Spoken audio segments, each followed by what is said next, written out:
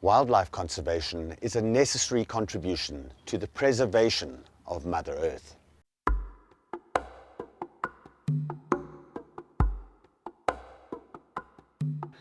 Wildlife conservation is the practice of protecting plant and animal species and their habitats.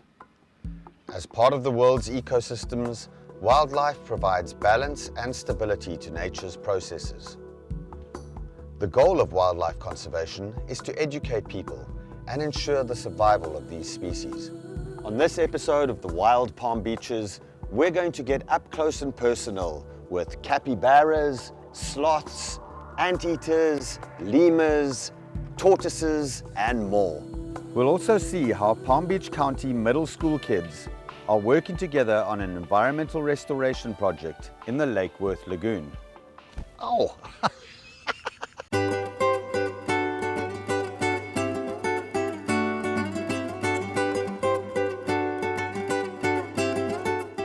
Ecotourism is big business in Palm Beach County. From lions to loggerheads, our resident wildlife population is one of the things that makes the Palm Beaches a special place to visit. Aquatic adventures let you see our majestic sea turtles and tropical fish in living color, while our zoos, wildlife parks, and natural areas give you an up-close look at everything from rhinos to alligators. It is here that nature is on full display.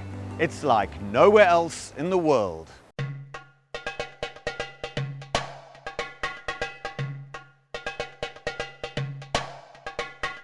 As one of the largest counties east of the Mississippi, we have lots of room to explore the wild animal encounters that are seemingly endless in the Palm Beaches. Ever wished you could swim with dolphins or get up close to a manatee? In the Palm Beaches, you can.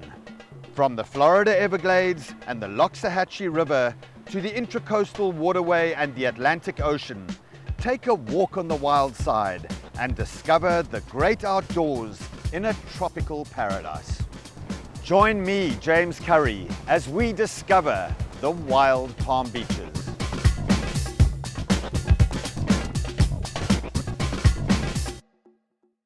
Have you ever wondered what happens when an animal roadside attraction closes, or when a cash-strapped animal dealer has too much inventory to feed, or when a cute sulcata tortoise outgrows its owner's enclosure and becomes a 235-pound leviathan? Here in Western Palm Beach County, Florida, the Wellington Conservation Center is home to unwanted, abandoned, and injured animals. And they specialize in conservation of South American exotics that are endangered from habitat loss and poaching. So we are a rescue and rehome facility for exotic animals. We take in all sorts of reptiles, birds, small mammals mostly. We take in animals from all sorts of things, whether they're someone's pet that grew out of their space, they no longer wanted to pay the vet bills, so they give us a call. We try and help out all the animals that we can. Even when we can't place them here ourselves, we'll try and find them a place somewhere that they can take the animal. But we're all about providing healthy, happy homes for the animals for the rest of their life. So we guarantee a spot for that animal until they pass over the Rainbow Bridge. And then we also have conservation breeding programs for 4 species here. So we are trying to breed black and white ruffed lemurs, red ruffed lemurs, southern tamanduas, and 2-toed sloths.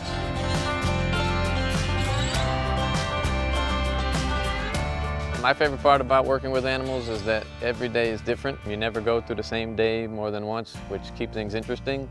And the animals are always going to teach you something that you didn't know the day before. It's also really special to see the connection that especially kids have with the animals on the tours. I'm always impressed by how young kids can sometimes have more faith in the animals and trust than their adults do. So it's really fun to see.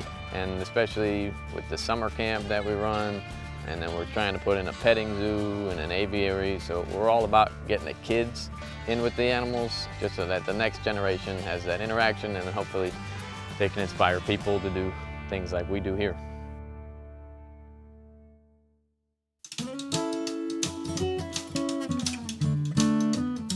You're not going to find a subtropical climate in the United States that's better than the Palm Beaches.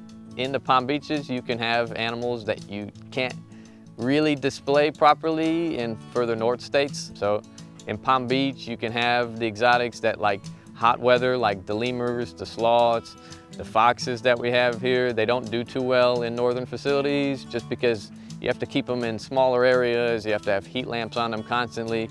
In Florida, generally speaking, you can keep them outside with little to no temperature assistance. It's a really special place. Some of these animals here, they're perfect for this environment and they're not perfect for anywhere else. So especially the capybaras, I mean, their native range used to include Florida. It's a really, really good place, especially for the warmer climate animals.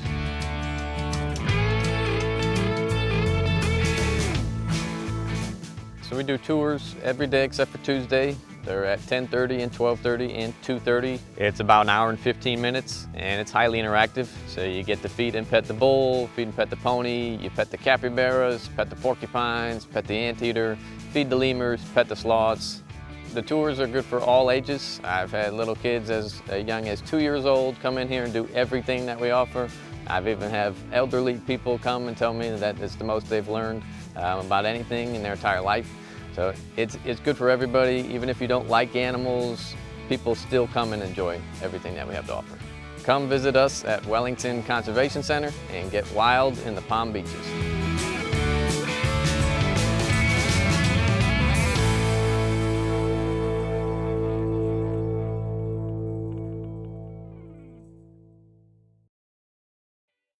The Wild Palm Beaches is brought to you by Discover the Palm Beaches.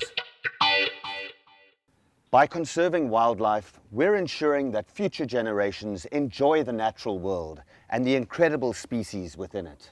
It's time to get wild in the Palm Beaches.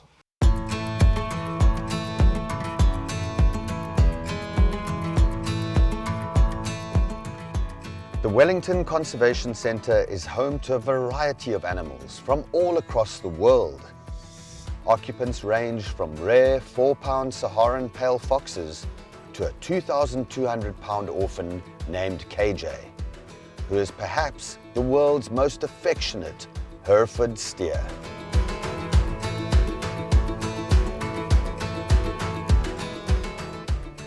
So we call KJ our 2,000-pound dog because you can pet him like a dog, he sheds like a dog, and he slobbers like a dog. So KJ is somewhere between 2,000 and 2,200 pounds. He's a mix, so he's half Black Angus and then half Hereford cattle.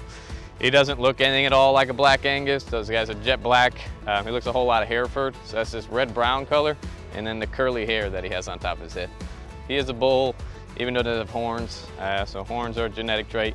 If the mom and dad don't have horns, the kids aren't gonna have horns. He's definitely a fan favorite, even though he's not the most exotic animal. He's super friendly, very unique. People can't believe that he's the way he is, even though he's a bull. So he's definitely up there in terms of favorites.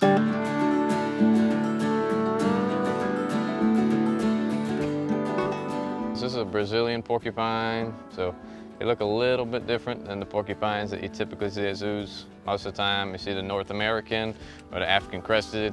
Both those species live on the ground. These guys, they live in the trees and they just have quills on their body, which the other ones usually have quills and hair. So it makes them look a little bit different, but they're adapted for the tree lifestyle. The one obviously big feature here is the tail on them. So it is prehensile, which just means they can grab things with it. They'll put most of their body weight on that tail if they need to. Most of the time, they just use it to anchor themselves into the trees. Nocturnal, so not very good vision. The nose is gonna be how they get around. So it's really, really big, really bulbous, and then they have sensory hairs all over their body, and they can just feel their way around in the dark.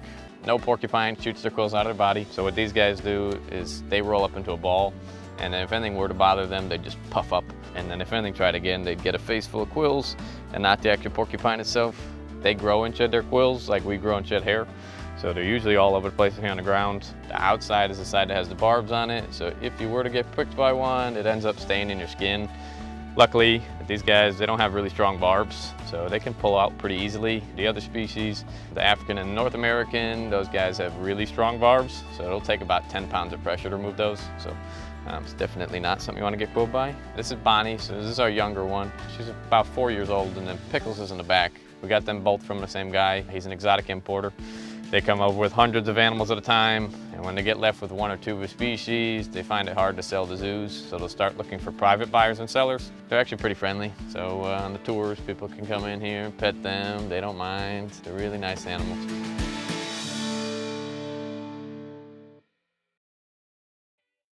The Wild Palm Beaches is brought to you by Discover the Palm Beaches.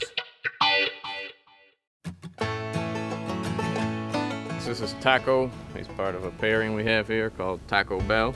This is a southern tamandua, also known as a lesser anteater. So they're the smaller type, and they're going to spend most of their time in the trees. So we got another prehensile tail on them, but this one's a lot stronger. So they can put all of their body weight on the tail and hang from it alone, which is the only animal we have at the farm that can do that. So it is pretty cool. The front arms on these guys, that's going to be where they have their major tool. So you can see they have one really big middle finger, and that's what they use for everything that they do. So all the tree branches in this enclosure, they're stripped of their bark. There's holes all over the ground every morning, and that's just from these guys going to work. But the forearms on them are strong enough that if there were any insects in the branches, Taco would be able to rip them in half and get to the meat of the tree. And these guys, they're eating 2,000 to 3,000 insects a day, which is a lot, and they always leave something left over, so they never eat all of your insects, which is why you don't want to have them as your pest control. But it's a way for them to farm the insects, so they leave something behind, and then they know that they can go back at a later date and they'd be able to get another snack. So it's pretty smart.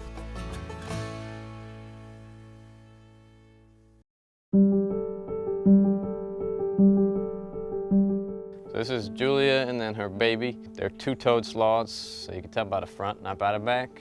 They've got 2 toes in the front, and then they're gonna have 3 toes in the back. Obviously, a very slow-moving animal, so the top speed on them is around 0.93 miles per hour. Typically, they're moving around at about 0.19, that's kind of their cruising speed. But on top of being slow movers, they're gonna have the slowest digestive system out of any mammal.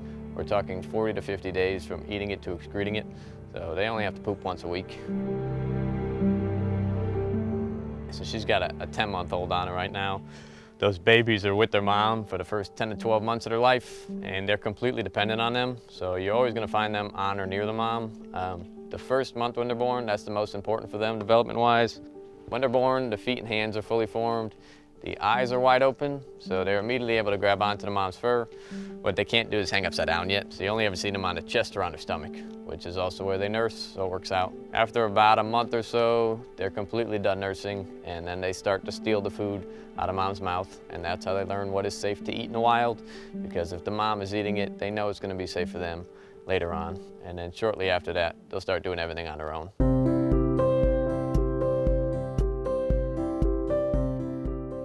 These are the capybara, and they got the name capybara because it means master of the grasses. So it's pretty fitting for them because this is the world's largest rodent, and they're naturally grazers. They're also semi-aquatic animals, so the fur is really wiry, kind of feels like a broom. The feet are also webbed up to the middle knuckle, and those are both water adaptations, so they're gonna do everything they can in the water: eat, sleep, poop, mate, pee in the water. The way that they sleep is they just keep their nose up, and then they're gonna submerge the rest of their bodies, and then they can fully submerge themselves for up to about 5 minutes at a time. The biggest capybara on record was a female at 201 pounds, so they can get almost twice this weight, which is crazy to think about. So this is Daisy. She's a black and white rough lemur baby that was born here May 18th, 2021. This is one of our conservation breeding programs, so the black and whites are a critically endangered species. There's only about 1,000 to 10,000 left in the wild, and the population is declining. They are native to Madagascar, as are all lemurs, and they floated over to the island about 65 million years ago. When they got there, it was pretty much uninhabited, so they took over. So there's over 100 different species of lemurs now. They all look different. This is actually going to be the second largest in their family, and they are the loudest lemur overall. So they make a call, it's called their roar shriek, super loud, super obnoxious. They usually use it to warn of predators, but our lemurs typically will do it to get attention. So you might hear it when you come here for a tour. It's the loudest lemur, and it's the second loudest primate in the world. So their calls can be heard up to 2.5 kilometers away. Coming up next, You'll see how kids are learning to help save the environment, one mangrove at a time.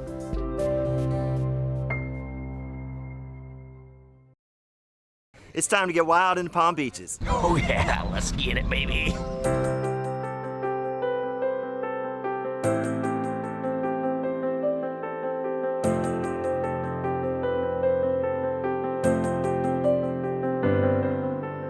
Hey everybody, I'm Benji Stute with Palm Beach County's Environmental Resources Management. We are out here today in the amazing Lake Worth Lagoon estuary. Absolute favorite place in this county, I swear. And we're here with Kylie Ariati from our crew. And specifically, we're out at one of our newest restoration projects, this Mangrove Island Tarpon Coves. These are mangrove islands that we've built. They're home to listed shorebird species that are nesting every year. But Kylie, why are we standing out here today? So we're standing out here today. We have a really special project going on. We have Coniston Middle coming out to join us for a living shoreline planting right over here at Munso Park. They're gonna get their feet wet, their hands dirty, and hopefully we'll get some critters in their hand and be able to show them what's living here in these habitats in Lake Worth Lagoon. So today is all about connection with this amazing estuary. So to connect these kids, we need to go find these critters, right, Kylie? Yeah, let's see what we can find out here. I'm already ADD looking around. Let's get to work.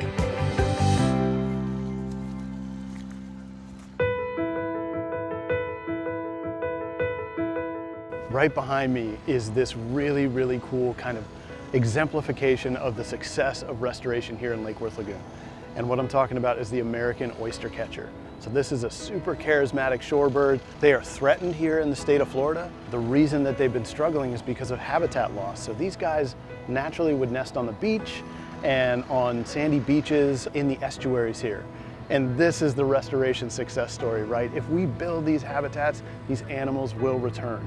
After decades of absence, they are back here in Lake Worth Lagoon. And they're not just a joy for us, but all the residents that get to see these restoration sites right on their doorstep. So we have a seine net here. We're hoping to catch some critters with it. Alicia and I are gonna be pulling it through the shallow water here as the tide goes out, hoping to capture fish, maybe some crabs. Who knows what we might come across here on Tarpon Cove. All right, so right here, this is kind of an example of the abundance of these restoration projects.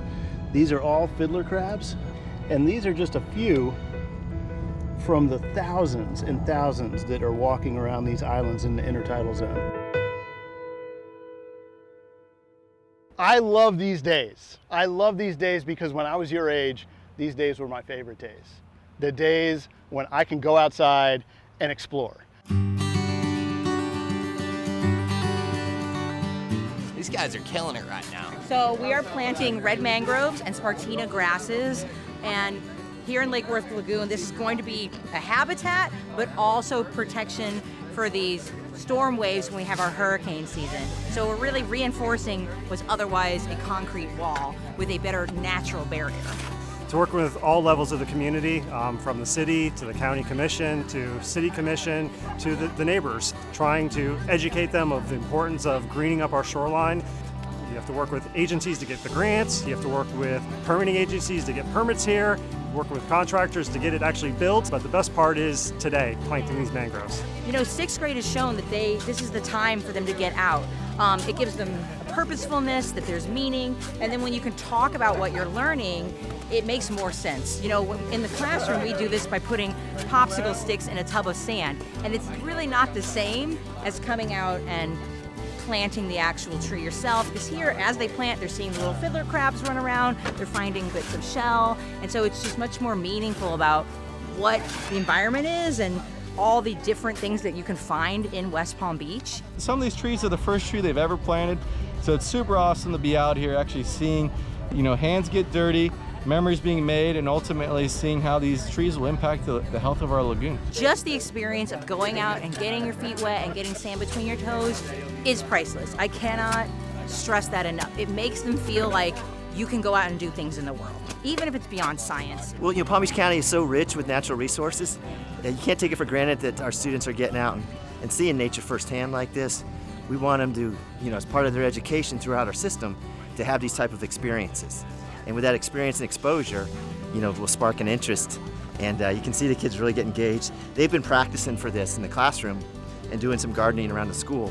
But to get out here with this crew and do some really meaningful improvement to our ecosystem is just incredible. They're doing great. Our kids are seining. They're just learning all these new skills of how we monitor our estuaries, how we capture different things like pufferfish, jellyfish, different species of crab. It's been awesome. I think the word community is very important, and I think the word school community are very important to us, and it shows our local community and our school community that our kids are invested in making a difference and improving the environment here for everybody to enjoy. For me, engaging like this with our backyard is what it's all about, right?